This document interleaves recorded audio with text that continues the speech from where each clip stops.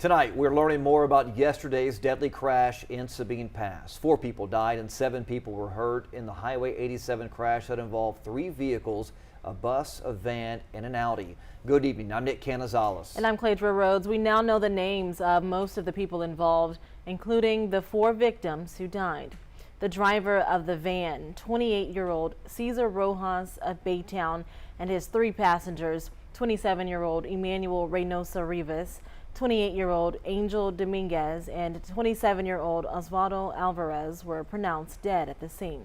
38-year-old Raul Trujillo was taken to the St. Elizabeth Hospital where he was treated and released. 37-year-old Rudolfo Garay Jr. and 22-year-old Caleb Burge are in critical condition at St. Elizabeth. Now 50-year-old Fernando Rojas and 26-year-old Robert Hoyt were taken to Memorial Hermann in Houston. Their injuries are unknown at this time.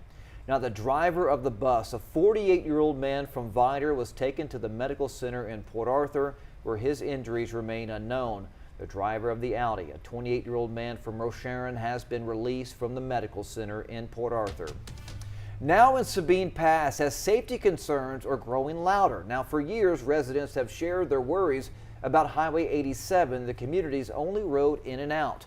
Following yesterday's deadly crash on that same stretch, residents tell 12 News that talking is no longer enough. Yeah, 12 News reporter Daniela Tabuada Palau spoke to the superintendent of Sabine Pass ISD about how the community is feeling. Nick, Cladra, Superintendent Christy High told me this afternoon that Sabine Pass residents want to see action taken now. We are completely overwhelmed by the whole situation. Sabine Pass is a community with just one road in and one road out. It's just no way to have to live on a regular basis, and it's all due to the industrial traffic. For many residents, just getting out of town can take close to an hour. On Monday, a deadly crash on Highway 87 shut down that only route for hours. For some, it brought back fears they raised following the Valero explosion earlier this year.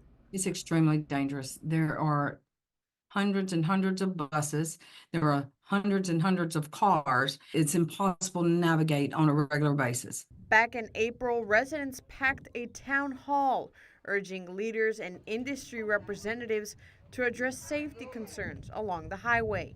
Sabine Pass Superintendent Christy High says since then, there's been plenty of talk, but little action. And that's where it ends. The conversations take place.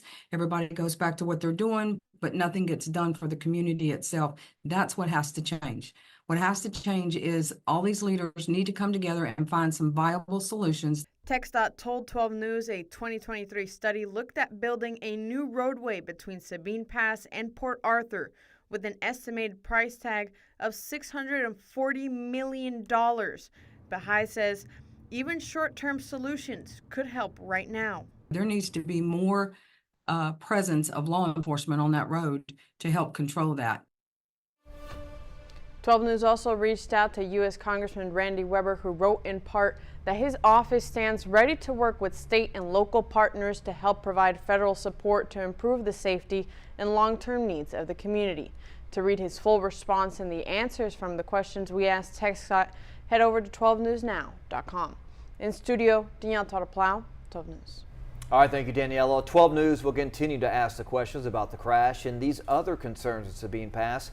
You can find our coverage streaming now on 12 News Plus. Just download to your TV for free.